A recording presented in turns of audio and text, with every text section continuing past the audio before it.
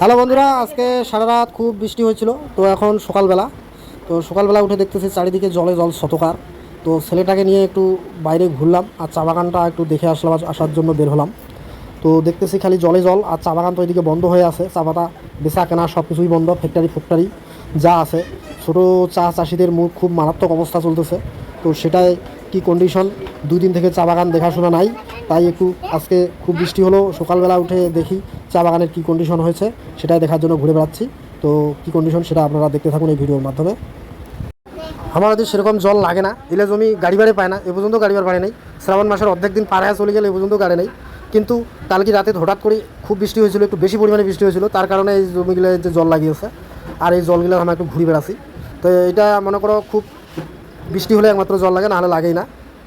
ঠিক আছে, এখন নানান কোনো অজুহাত দেখিয়ে কী এমআরএল টেস্ট কী বলতেছে, এই চা পাতাতে নাকি বিষ যাচ্ছে। এই চা পাতাগুলোতে এই যে দেখতে পাচ্ছেন, পাতাগুলো বড় বড় হয়ে গেছে।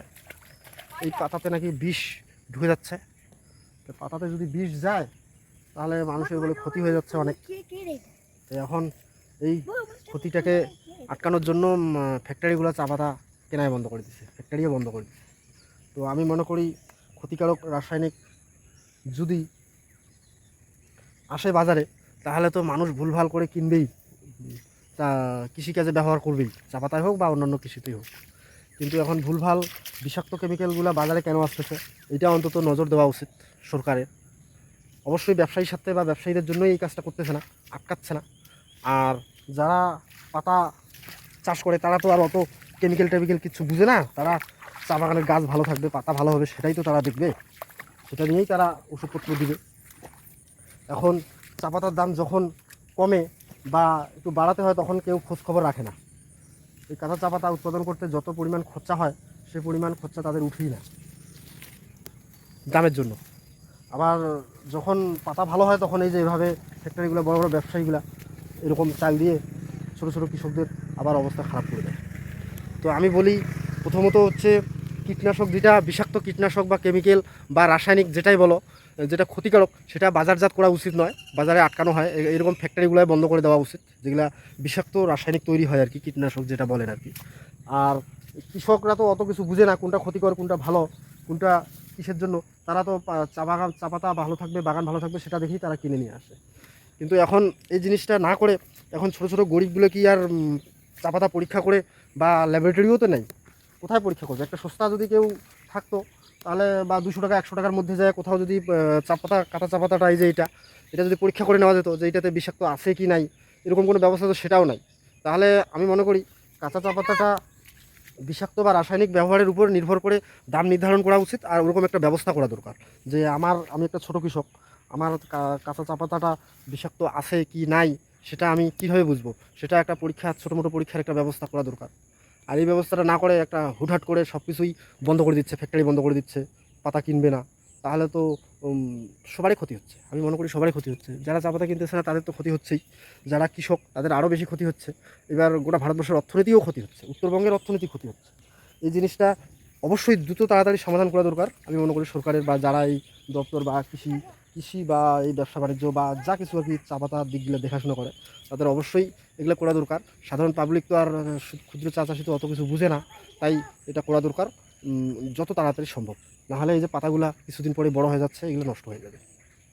নষ্ট হলে শুধু নষ্ট, আমার টাকাটা যে নষ্ট হচ্ছে তা নয়, ভারতবর্ষের অর্থনীতি নষ্ট হবে, অন্তত সমাজ ব্যবস্থার অর্থনীতি নষ্ট হবে, সমাজের ক্ষতি হবে। সেটার দিক দিয়ে আমি চিন্তা করে বলছি। কোন দিকে?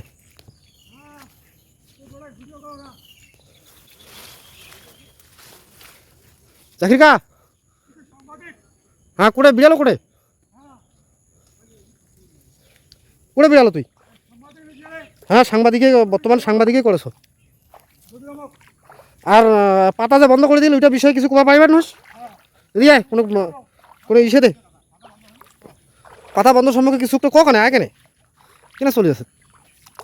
এই যে ছেলেগুলা পাতা কেটে জীবিকা নির্ধারণ করে, সেই ছেলেগুলো এখন রাস্তায় ঘুরে বেড়াচ্ছে। এখন পাতাটা যদি খুলে, তারা অন্তত কর্মসংস্থান পায়, কিছু পয়সা রোজগার করতে পারে।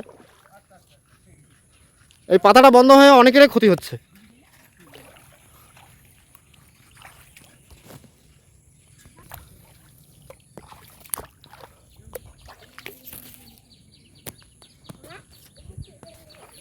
হ্যাঁ না না এখানে গভীর আছে। না না না না এখানে হাঁটিস না, কোথাও হাঁটিস না, এদিকে এদিকে এদিকে এদিকে এদিকে সাবধানে থাক, এদিকে এদিকে এদিকে সাবধানে থাকি। ভারী বৃষ্টির কারণে গাছপালাগুলো সব সতেজ হয়ে আছে, শুধু সবুজে সবুজ চারিদিকে। এই যে যত ধরনের চাষ, এই যে খাল জমিগুলোতে চা বাগান লাগায়নি, আর এগুলোতে চা বাগান লাগাইছে। এগুলো তো পুরোনো গাছ, গভীর আছে না, বোকা হয়ে গেল নামবে নাকি না নামার। তো বন্ধুরা, পাতা সম্পর্কে তাড়াতাড়ি দ্রুত সমাধান করে আবার পুনরায় চা পাতা কেনা চালু হোক, এটাই আমি চাই। তো বন্ধুরা, ভিডিওটি ভালো লাগলে অবশ্যই আমার চ্যানেলটাকে সাপোর্ট করে পাশে থাকবেন। বাই বাই বন্ধুরা, ধন্যবাদ। ছোটো চাষি, চা চাষি খুব বিপদের মধ্যে আছে, তার জন্য আমার এই ভিডিও। ধন্যবাদ।